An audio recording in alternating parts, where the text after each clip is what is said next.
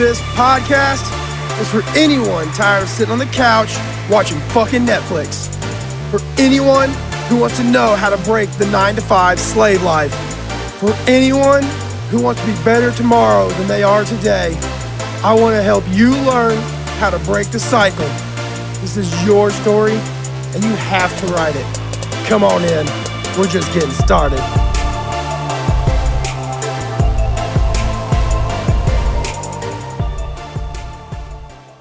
Hey, everybody, what's going on? This is the Getting Started podcast, and as always, I'm your host, Sean Bussard. I'm here today with Corey Benschop. Corey, what's up, brother? How are you today? Hey, Sean, what's up, man? I really appreciate you having me on the show.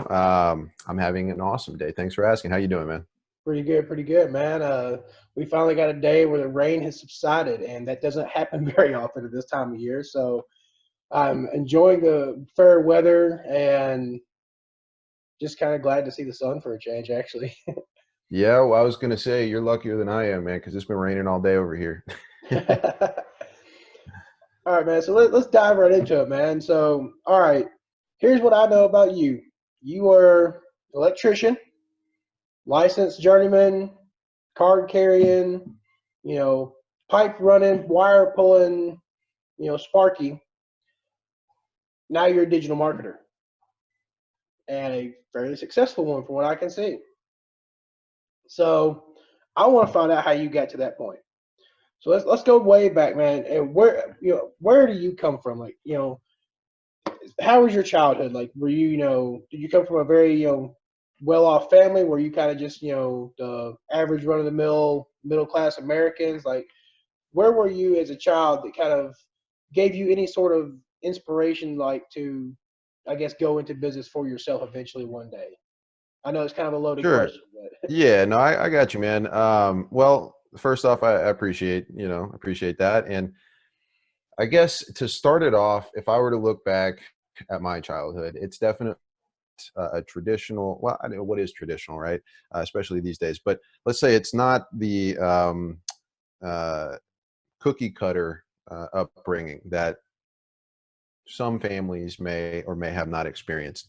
So I come from a broken home. My parents split up when I was very young. I was just, I think, under 1 year old. So well before I remember. And my mom, she got remarried, and she ended up splitting with my stepfather. I don't know, 7 or 8 years after that. And so for me, it's always been kind of moving around, and I was always with my mom though, but definitely just moving around, a lot of moving going on when I was a child. So I lived in California, I lived in Louisiana, I lived in Arkansas. I've lived with my grandparents, with my aunt. I as a child, I was definitely shuffled around a bit as far as the responsibility is concerned, which, needless to say, that kind of makes sense. I mean, if you think like, you're a father, you've got, you told me you had kids running around the house. I mean, the I guess complications that come with raising a kid, as well as living a life, and making ends meet and doing all of the things that you're also responsible for. So my mom had it tough, right? As a single mom, she was definitely struggling to keep me going. But fortunately, the family and the community, came together and helped to raise me. And that's actually something my mom's always told me. She's like, you were raised by a village, right? Not just by me, but by an entire village. And so in a way, I kind of, I really appreciate that, because I've always had love, right? I've always had people there for me, and I've always had a support system around me to kind of help me through, my struggles as a kid, and the things that we all go through as we're growing up. So very happy and blessed for that. I could look at it and say, oh, well, I didn't have my dad there, or I didn't have this, or I didn't have that, or I had to move around a lot. And while that used to be my story, don't get me wrong, that definitely used to be my story, as I'm growing and learning and changing and working on self-development and, looking internally, starting to do that internal work, I realize that I am 100% responsible for my story and my situation.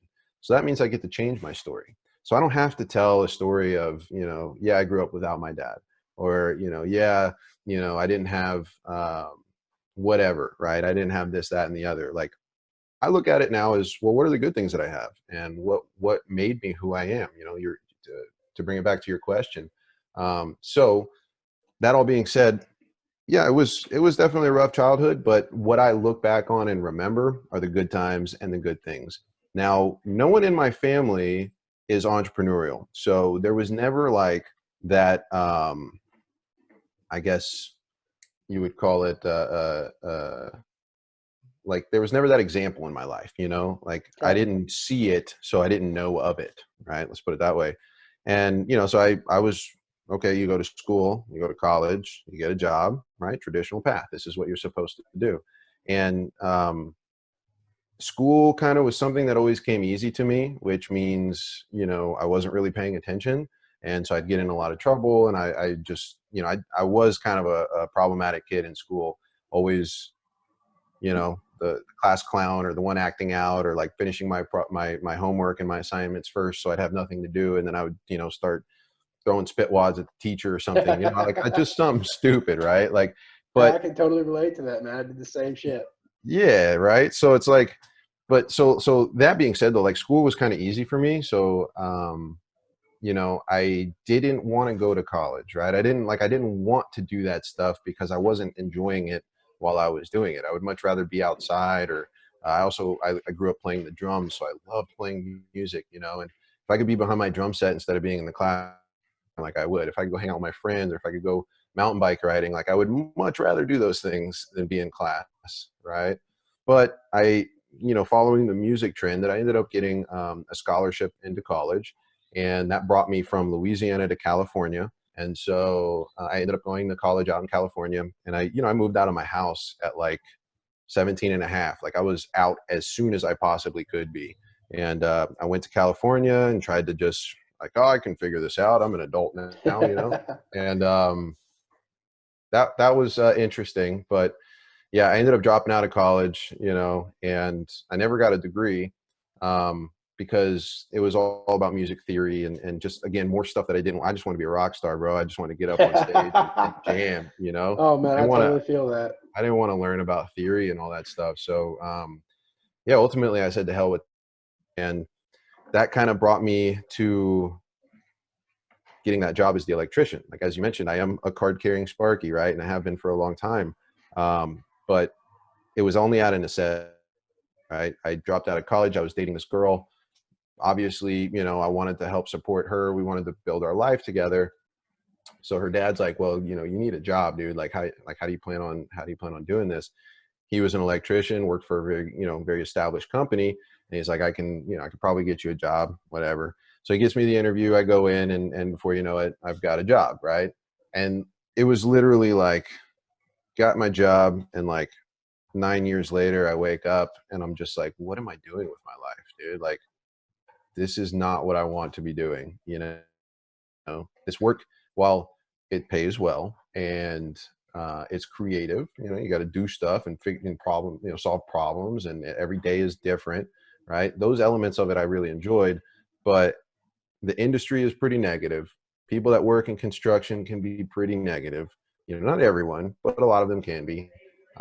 It's typically, there's like fear-based mentality. Everybody's worried about their paycheck, or worried about overtime, or worried about the boss and what the foreman's going to say, and like there's just a lot of fear there. And I've never thrived well in an environment where people think like that and act like that. And so it was just really starting to get on me, man. And yeah, I mean, I'm sure we'll get more into that, but at some point I was just like, yeah, I had to switch gears. So Cool, I don't man. know if that So answers your question. yeah, definitely. So I mean, all right, let's back up a little bit. What was your first job? Like, you said you never had that entrepreneurial example, that self-employed example. So when you first started going to work, what were you doing? Were you washing dishes or flipping burgers, something simple like that? Exactly. So yeah, when okay, so back it up. So in high school, I started high school in Louisiana, which is, that's where my mom's family lives, and that's where I was born, was in Baton Rouge, Louisiana. And I kind of went to school there. I went to school in California for a little while, and then came back. Oh, sorry, that's my dog. Hey Sorry, man, man. so I He'll totally stop. He'll understand. stop in about 5 seconds.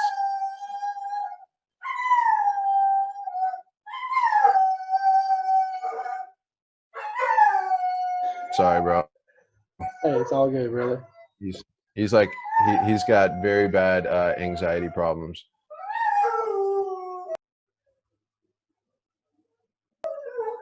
All right. So that's my 100-pound Doberman who acts like a small child. Oh, nice, But nice. Yeah. yeah, but anyway, to answer your question, man. So I was in high school, and I got my first job while I went to my second high school. So that's why I was saying that. I went to high school in Louisiana for a while, and then halfway through sophomore year, we moved to Arkansas. And so when I moved there, I ended up getting a job at a pizza parlor. It was more like a coffee shop, like lunch place, deli type of thing. We made pizzas, sandwiches, but I worked in the kitchen. I would make pizzas, and then I would wash the dishes. That's what I did. So that was my first job, and it taught me a lot in terms of responsibility. That's how I bought my first car. That's how I started saving my first, my money, and that's when I really realized, like, oh, hey, I can make something and do stuff with this. Like, hey, I can buy things that I like. This is cool. And so that was my first job. But again, I was only thinking about music at that time. And so, like, every day after work, like, and some of the guys that worked there too, they were musicians as well. We'd talk about music while we were there. Then when we get off, we go play music. And so, like, it was just a means to an end. It was nothing special. But yeah, my first job was washing dishes and making pizzas. Nice, man. Nice. I can totally see you slinging some zaws, man. Yeah, dude. uh, and I think it's cool, man, that you were big into music all the time. I mean, I've talked to a lot of people, and most people were into sports. Most people were into one thing or another. Cars. Cars is a big one, actually. But I haven't run into a whole lot of people that were real big into music, man. I think that's pretty cool. Are you still playing music just like in your spare time? Do you have spare time? Oh, still right now? Yeah, no, actually, that's something that I'm missing in my life right now. I'll be honest. I've been wanting to get another drum set for a long time, and I still have drumsticks. I'll like beat on pillows and stuff. But yeah, no, it's I need to get back in touch with that for sure. It's been a little while. Yeah, man, cool. Um, yeah, kind of sort of that same, I guess, path myself a little bit, man. I was a guitar player and bass player for many years, and that was my whole thing was I'm gonna grow up and I'm gonna be a rock star. Nobody really prepared me for the fact that being a rock star is not a very easy thing to do, and not everybody gets to do that. But Yeah, uh, it's saved for the special few. But I tell you what, man, uh, you know, looking back, that would have been a much harder lifestyle if that would have worked out and that's what I pursued. Now, don't get me wrong, like, I have no regrets, but it's like I feel like if I had gone down that route, the traditional musician, I mean, that's the starving artist route, and it mhm. takes a lot to get noticed. And like you said, to be the rock star, you really have to have something unique. And I mean, I like to think I'm a pretty good drummer, but I don't know that I'm good enough to be like, the next, fucking John Bonham or whatever. Like, I do the best I can, but yeah, I don't know. So anyways, I was big into sports too, though. I played football, I wrestled, I ran track. Like, my mom essentially would not let me stay at home for too long at any given period of time. Like, she built in these activities, and now I think about it, it's probably more for her peace of mind. But like, she always forced me to do some kind of activity, whether it was sports or music or clubs or something like that, to keep me engaged and involved in something. So I appreciate that too. Well, that's cool, man. It's probably part of what kept you, I guess, without kind of sounding dickish about it, that's probably what kept you ahead of like everybody else that you went to school with, man. Your mind was always working, your brain was always going, just it didn't hold your attention long enough to really matter and make that big of an impact, I guess. Hmm. Um, so, all right, man. All right, you've gone through college now, or I say gone through college. You went to college. You're in California. When did you come back to Louisiana? Was that before or after you kind of when you came back to Louisiana, was that when you became the electrician, or did you start as an electrician in California? No, no, no. So, yeah, so I went to California for college. I was out there for, in college for 2 years. And then I've stayed in Los Angeles. I mean, I was in Los Angeles for 15 years total. And yeah, I became an electrician in Los Angeles and worked in LA for, the majority of those 15 years. And then towards the end of it, like I quit. It was right in January 2004. That's when I walked in and I quit my job. I gave my 2-week notice and said, I'm done, guys. I have other dreams, aspirations. I want to go try something else.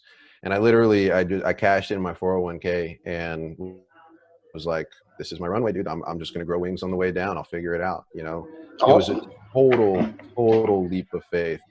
Definitely not something I recommend, because there's a lot that can go wrong, and it's just not the smart way to go into business on your own, right? To go from an employee to going into business for yourself, that's not the best move. You don't go cash out your 401k and say, oh, I'll figure it out.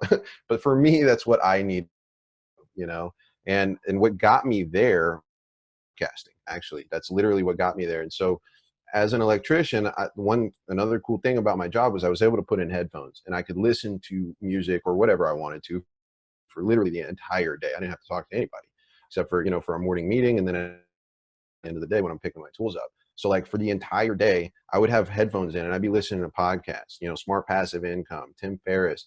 I'd be listening to Entrepreneur on Fire with John Lee Dumas, Tony Robbins, like personal development type stuff.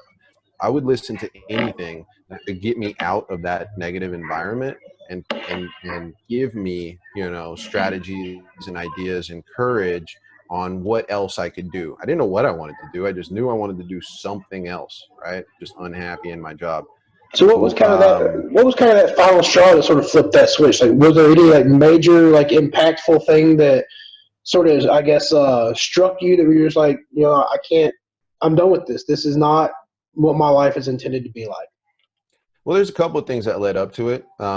Making the decision that I knew I didn't want to be an electrician anymore kind of happened over time. I mean, as you know, it's a tough work to wake up super early in the morning, right? And then my company, for whatever reason, they decided that they would make everyone drive an hour and a half to get to a job site. So my company is nationwide. It's a huge corporation, but they would have us in Los Angeles driving down to San Diego to go to jobs, and they'd have guys driving up to Los Angeles to go to jobs, because I don't know, like we made it up. And if this was actually their mentality, I don't know, but we made it up as employees. We said, like, they don't want you to be closer than 30 minutes to the job site because they assume you're going to show up late, right? If you're too close, you'll never be there on time.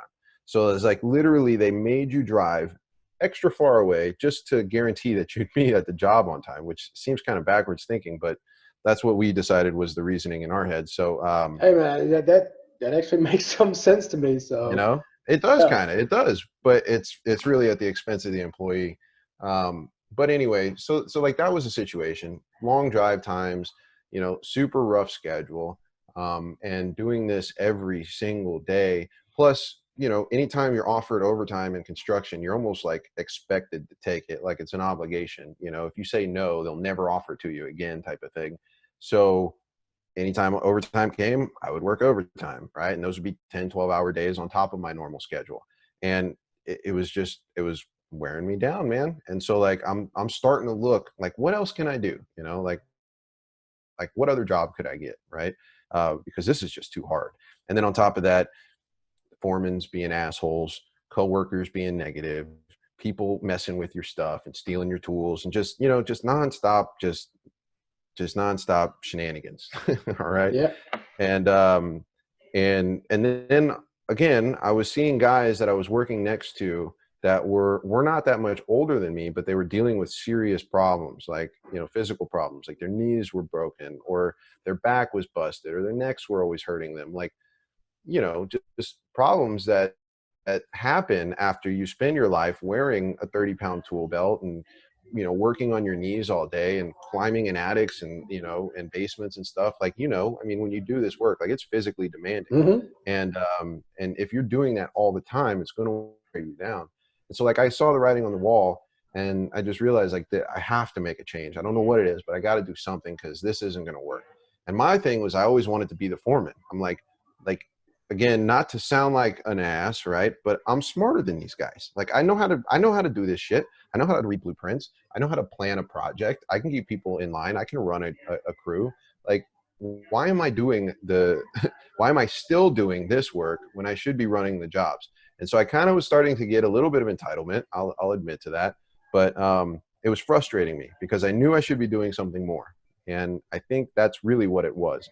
And again, it was the podcast, bro. That's what gave me the courage. And I think it was just nonstop John Lee Dumas interviewing other entrepreneurs, listening to their failures, listening to their struggles, listening to their triumphs. And then finally one day, I don't know which episode it was or exactly how this or when this happened, but I just was like, I can do this. I don't know how, but I can do this. Like, if these guys can figure out how to build a business online, right? They were talking about social media marketing, consulting, web design. Like, there's all these different things that you can do. But I was like, if these guys can do it and they're just like me, then I can figure this out too. Like, there's got to be a way. And I had almost, what was it, like $300,000 or something saved up in my 401k. And so I'm like, no, this isn't the smartest move, but if I don't do something now, like, I'm going to wake up in another 10 years and just be more miserable. I was like, I have to do something. So that's all it was, man. I don't know when exactly that moment happened, but I'm the kind of person, if I make a decision, I'm set in stone and I go with it. So.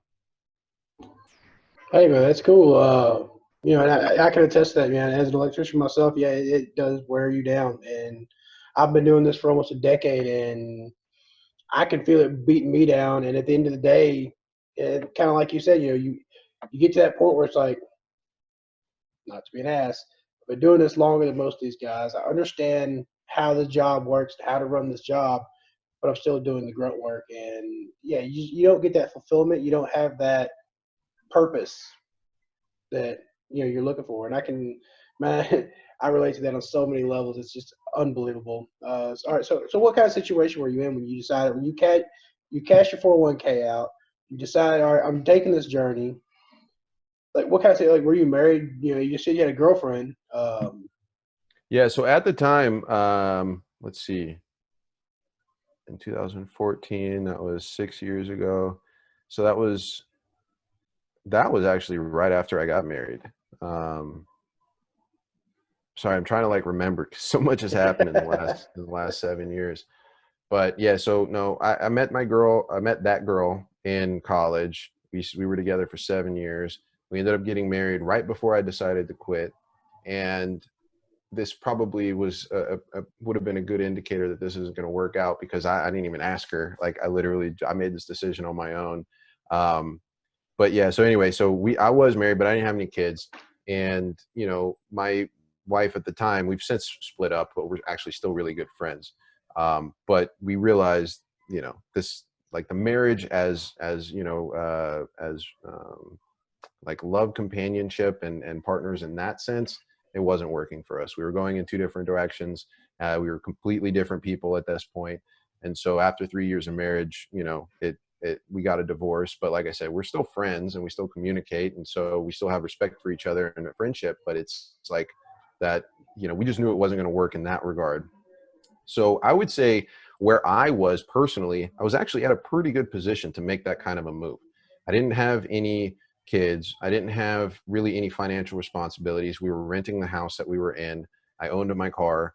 I didn't have any notes or anything like that. I didn't have any debt. So, for me, it wasn't much to lose, you know what I mean, at that point. And like, in that moment, Natalie and I, my wife at the time, like, we supported each other in pretty much everything we did. It was just more like, well, I mean, I don't give a shit, like, do whatever you want to do type of support. It wasn't like, I really support you and I want you to do this, but Yeah, you know what I mean? So like, we dealt with each other, let's put it that way. But yeah, I was in a probably pretty good position to make that kind of dramatic change in my life at that point. So I don't know that everybody can do something like that, Yeah, I feel you on that, man. So what kind of channels did you go down when you were first getting started? Like, did you know from the jump you wanted to be a digital marketer, or was that like anything that really interested you at the time? Or in what kind of like programs did you go through to kind of discover what it was you wanted to do?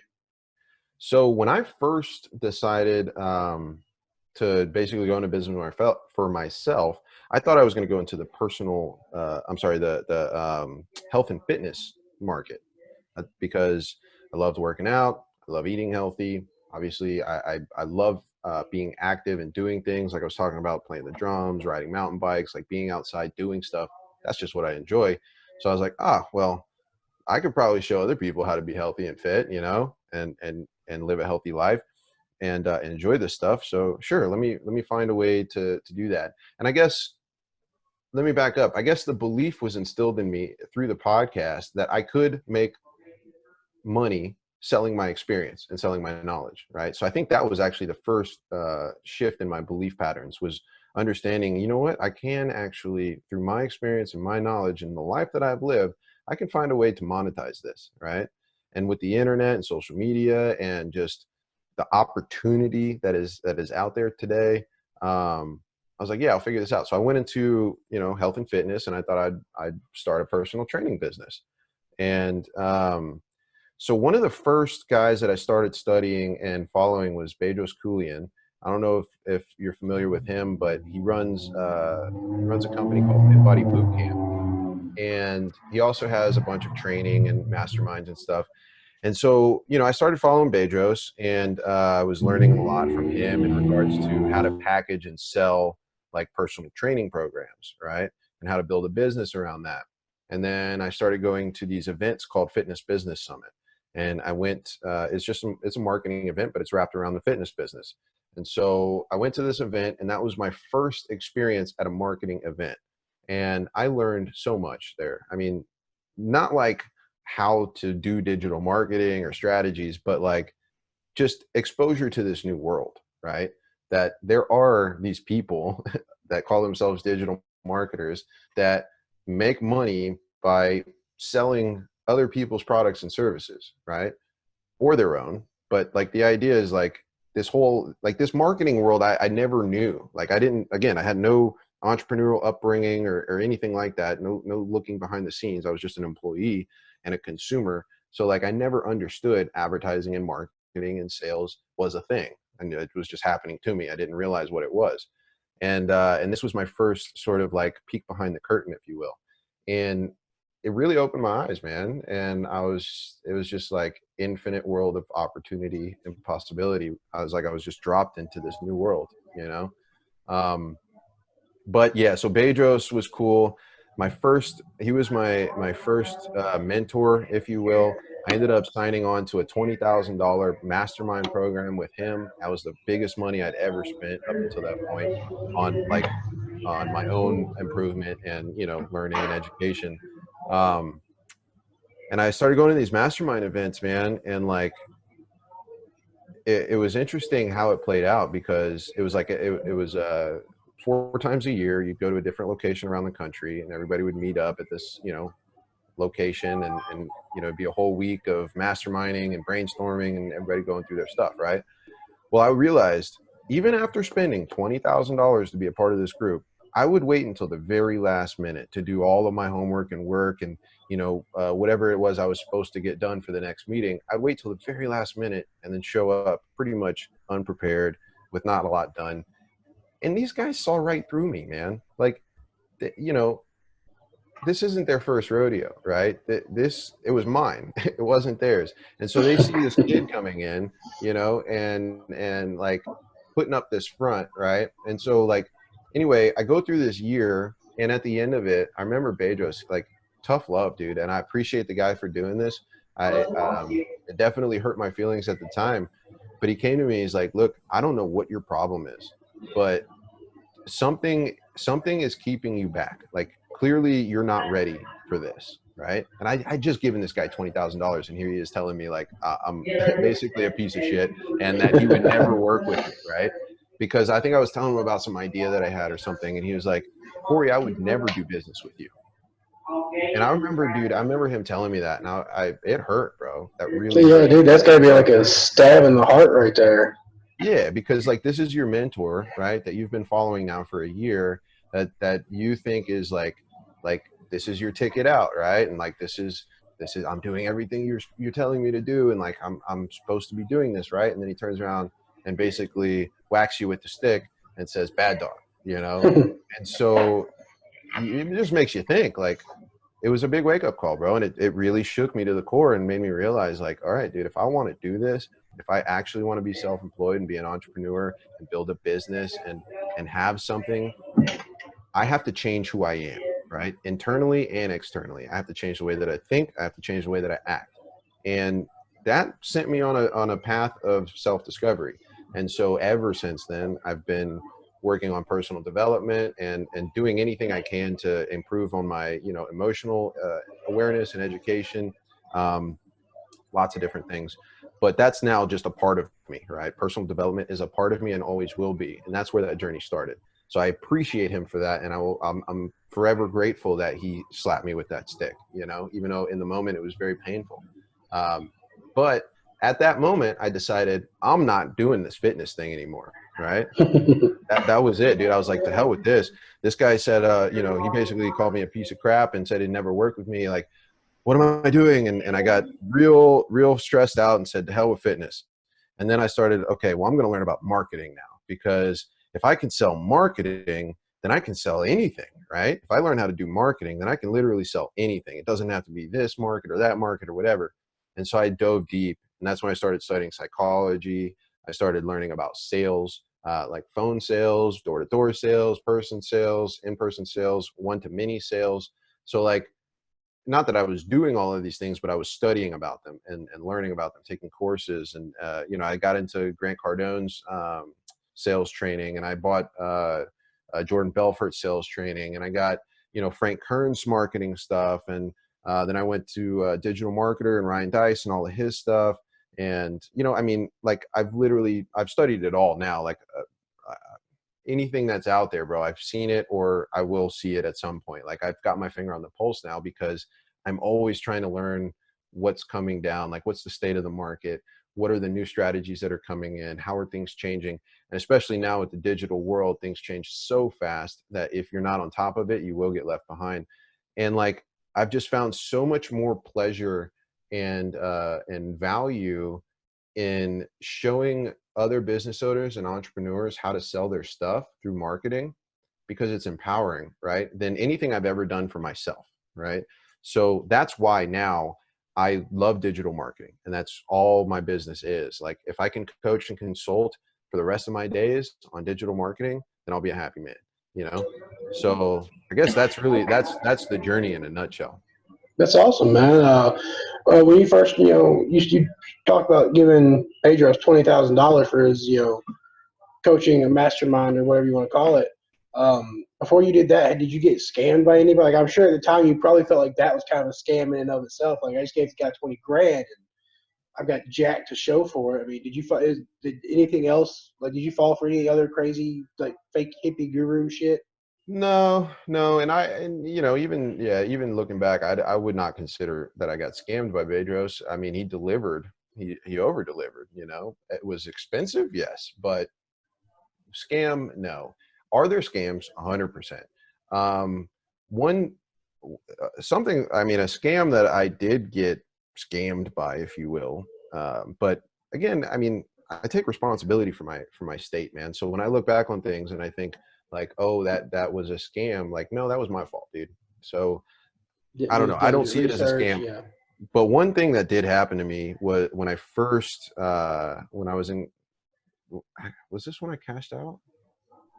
No. I got money. That's right. I got money at like 21 from backed up child support. So that's what happened. So at 21, I got a windfall of like $12,000, and it was just backed up child support that my dad had paid into account that collected. I don't know why I never got it, but I just got it all at once when I turned 21. I was like, hey, this is awesome. Well, I took that money and I invested into a vending machine business. So that actually, I guess technically that was my first foray into entrepreneurship. So I bought this vending machine business. It was literally, coin operated candy machines, bro. Like you put a quarter in, you twist the thing, you get a couple of chiclets and you're on your way. So I had bought like 50 of these machines for, I think, 10 grand. And the guy, it supposedly came with, like he was going to help me do the location scouting and place the machines and get my route and all of this stuff, right? Well, that was, I guess, the first time I really fell for something. Let's put it that way, because he had promised me all of this stuff, and it was a guy that I met on Craigslist, now that I think about it. Oh God. Right. And so we start talking, and anyways, I buy these vending machines from him. He delivers them. Now I've got this massive, room full of these vending machines and parts. And like he said he was going to help me scout. He just kind of flaked on me. So I had to go find the locations. And then, we're talking LA, where like you're one of probably 100 other vendors that are trying for the same location. And that was just a nightmare, dude. So basically I ended up placing these machines, ran them for a couple of months, and then just said to hell with this, and like literally just gave them away, just like gave it up and just never went back. So that was $10,000 just straight down the drain. So you see any kind of return on that at all? Nothing, dude. Nothing at all. All right. So you start doing the digital marketing, man. You're studying everything. You get really good at it, man. How long and how many ventures did it take before you started really seeing any kind of success? And at that point, when you first started seeing success, what did you define as success? Was it money? Was it that sense of fulfillment? That sense of, wow, this is awesome. I was able to help this person do this, or like what defined your success at the point you first realized you were being successful? Sure. So success for me the definition of success has definitely changed over the years. And when I first got into this, success was money, right? It was, I want to make $1 million. I want to have the big house, the nice car, all of this stuff. To me, that's what success was. But since then, I've learned that wasn't my definition of success. That was someone else's, and I had just picked it up. And it was due to great marketing, right?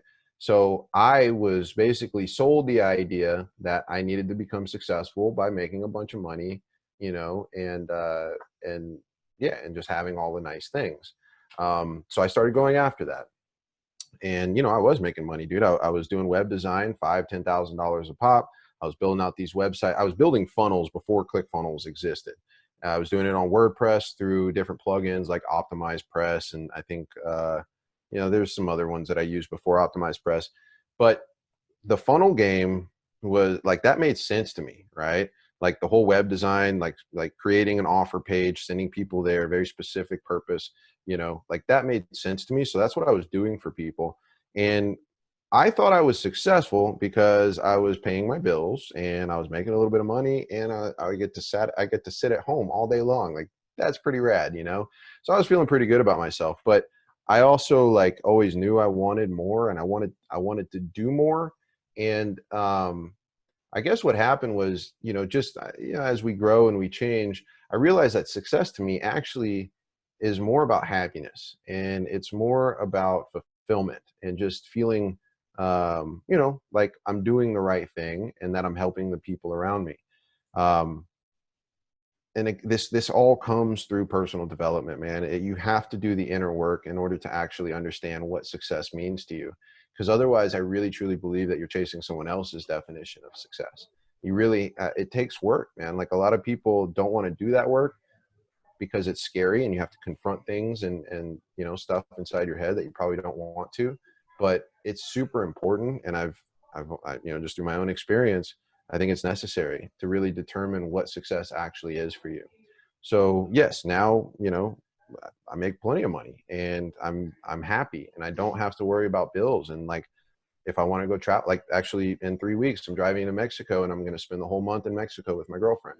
Like I don't have to worry about traveling, but that's what I love to do. I've determined like that is what the money is for. The money is for my experience. I would much prefer to have experiences and traveling and doing cool shit as opposed to having things in my life, or, a nice big house or nice fancy cars. I had my BMW, I had my motorcycle, I had all that stuff, and I sold it. I sold everything I owned and literally bought a van, converted it into a camper, and decided to move into it, right? And live in it for, now it's been 2 years, dude, that I've been living in this van, traveling the country, because my life and success to me is about experience, not the money.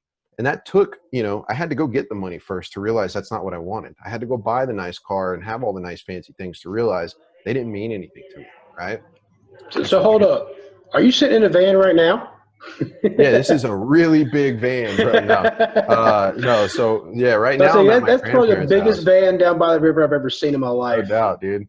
Yeah, so no, right now you see me, if you guys are watching the video, I'm in my grandparents' house because some family issues. She's a post-polio survivor. I've been kind of helping her around the house.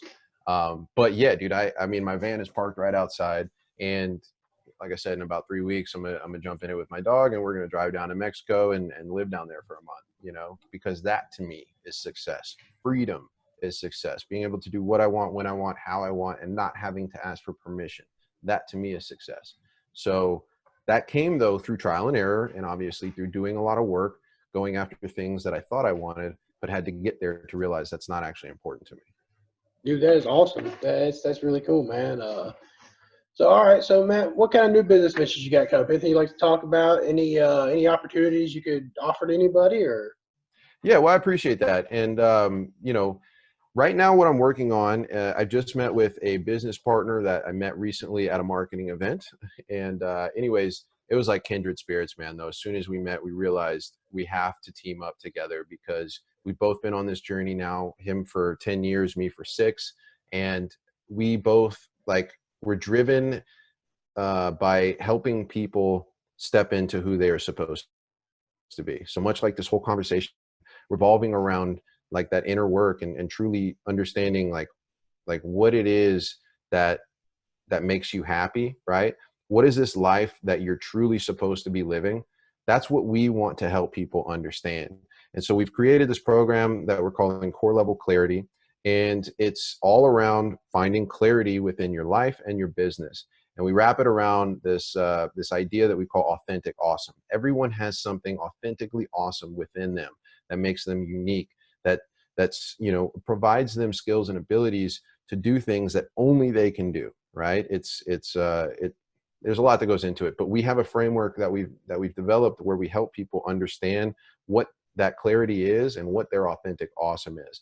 And so what I'd love to offer to your people is, if they'd love to learn more about that, we have a free community. It's called the Competitor Proof Community. And if anybody wants to join, it's a free Facebook group. All you have to do is go to myfbgroup.com URL. It'll forward you right to the Facebook group. And you know, we're calling it the Competitor Proof Community.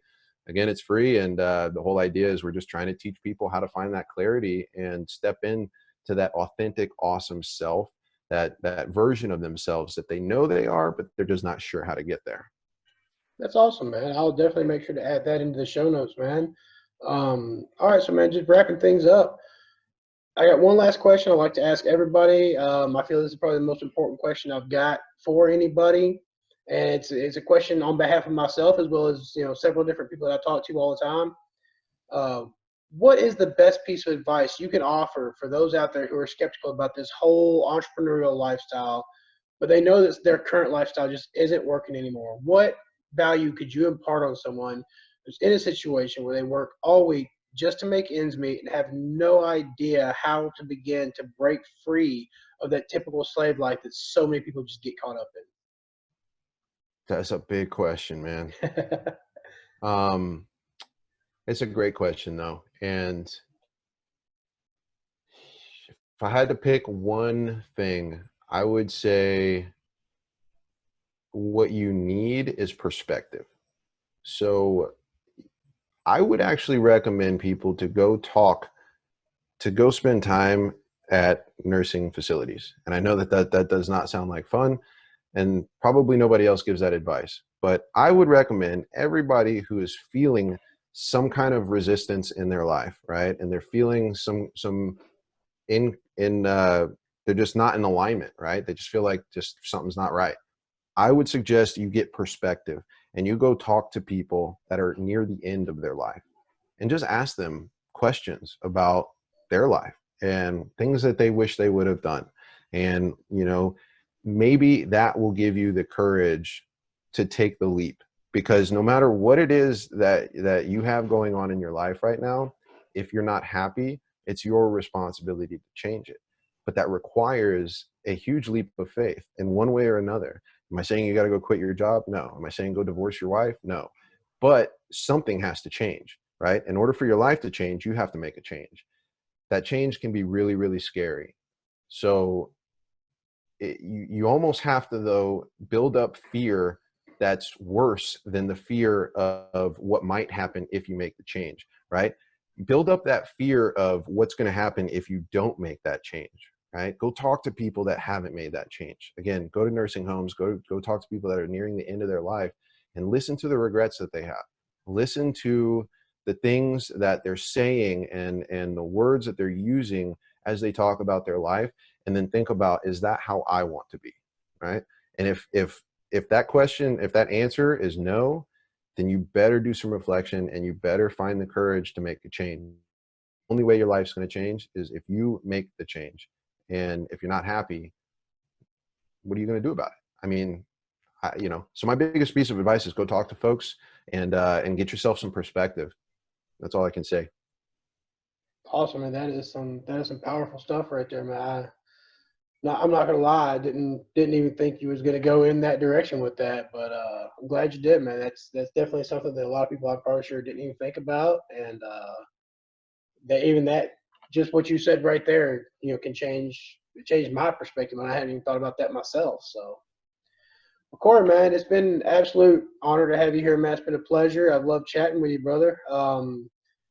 Hopefully I can get you back on here sometime in about a year or so. We'll see, where you're at that point and how things are going, man. And man, I love what you're doing. I love all the content you're putting out. And for everybody that hasn't got a chance to hook up with Corey yet, go find him on Facebook. I'll drop a link to his profile in the show notes. I'll drop a link to his Facebook groups in the show notes. And if you haven't done it yet, he has his very own podcast, the Rising Entrepreneur Movement. Get out there, check that out. So you can find that on pretty much every major streaming platform, Spotify, iTunes, iHeartRadio, all that good stuff. And guys, y'all have a great rest of the day. We'll see y'all later. All right, Sean, appreciate it, man.